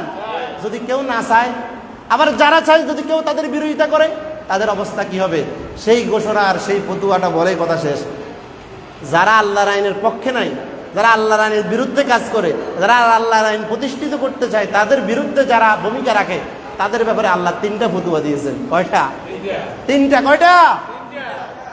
ওয়াল্লাম ইয়াহকুম বিমা আনজালাল্লাহু ফাউলাইকা হুমুল কাফিরুন ফাউলাইকা হুমুজ জালিমুন ফাউলাইকা হুমুল ফাসিকুন। আল্লাহ বলে যারা আমার আইন যারা চায় না, আমার আইন সমাজে, রাষ্ট্রে, পরিবারে সব জায়গায় প্রতিষ্ঠিত হোক, এই আইন যারা চায় না, আমার আইন দিয়ে যারা বিচার ফয়সালা করে না, আল্লাহ বললেন তারা কাফের, তারা জালেম, তারা ফাসিক। কিন্তু সেই লোকটা মনে করে আল্লাহর আইনের বিরুদ্ধে তো কাজ করলে কি হয়েছে, আমি তো নামাজের প্রথম কাতারের মুসল্লি, আমি তো নামাজের প্রথম কাতারের মুসল্লি। কোনো না কোনো কারণে ক্ষমতার দাপটে আমি মাহফিলের সভাপতি, আমার চেয়ার না দিলে, মাহফিলের পোস্টারে আমার নাম না দিলে মাহফিলের অনুমতি পর্যন্ত ক্যান্সেল হয়ে গেছে। গেছে না এরকম একটা সময়? এখন আপনি নিজে নিজে বাহাদুরি করেন যে আপনি কোন যে আপনি মনে মনে খুব খুশি, আমি তো শুক্রবারে মসজিদে যাই, প্রথম কাতারে খাই, মানুষের দান সৎকার করি, তারপরে মাশাআল্লাহ করি, ওয়াজ মাহফিলে আমি একটা চেয়ার পাই। কিন্তু আমার আল্লাহ কয় তুমি যখন আমার আইনের বিপক্ষে কাজ করতেছ, মানুষের আইন প্রতিষ্ঠার জন্য কাজ করতেছ, আল্লাহ কয় তুমি কাফের, তুমি জালেম, তুমি ফাসিক। তাহলে তোমার নামাজ কোনো কাজে আসবো? রোজা কোনো কাজে আসবো? হজ কোনো কাজে আসবো? যাকাত কোনো কাজে আসবে? আল্লাহ তাআলা বললেন আন-নাকিমুদ্দিন, দিন প্রতিষ্ঠা করা তোমাদের জন্য কি ফরজ। সকলে দিন প্রতিষ্ঠার জন্য কাজ করতে হবে। এই কাজ করতে শারা আলাইকুম মিনাদ-দীন মা ওয়াসা বিহি নূহা ওয়াল্লাযী আওহাইনা। এই কাজ ইব্রাহিম, ইসমাইল, ইসহাক, ইয়াকুব সব নবী এই কাজ করছে। সবাই বলছে ইয়া কওমি ইবুদুল্লাহ মা লাকুম মিন ইলাহিন গায়রু। হে আমার জাতির লোকেরা, তোমরা কি করো? তোমরা কি করো? এক আল্লাহর ইবাদত করো, গোলামি করো, আল্লাহর ছাড়া কারো ইবাদত করো।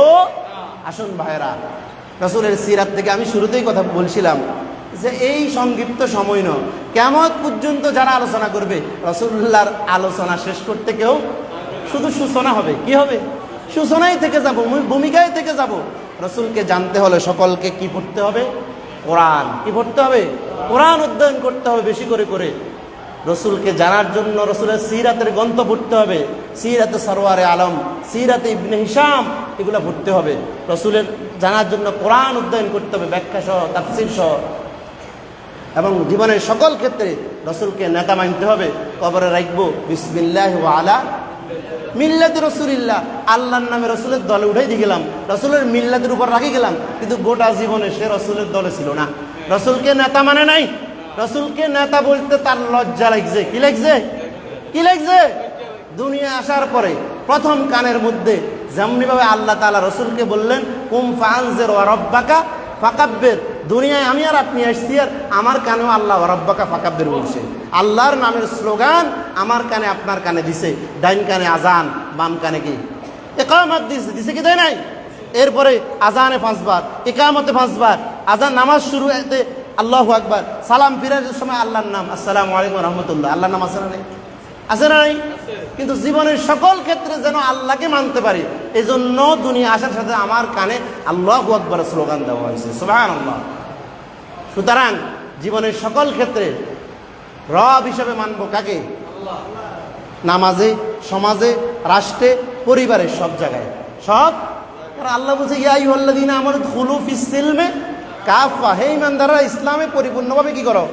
তাহলে বোঝা যায় আমি নামাজ পড়ি, রোজা রাখি, কালেমা পড়ি, মুসলমান হয়েছি, আল্লাহর কথা অনুযায়ী আমি এখনো পরিপূর্ণ ইসলাম প্রবেশ করতে ওয়ালা তাত্তাবিউ খুতুওয়াতিশ শয়তান, শয়তানের পথ অনুসরণ করিও না, ইন্নাহু লাকুম আদুউম মুবিন, শয়তান তোমাদের প্রকাশ্য কি শত্রু, দুশমন।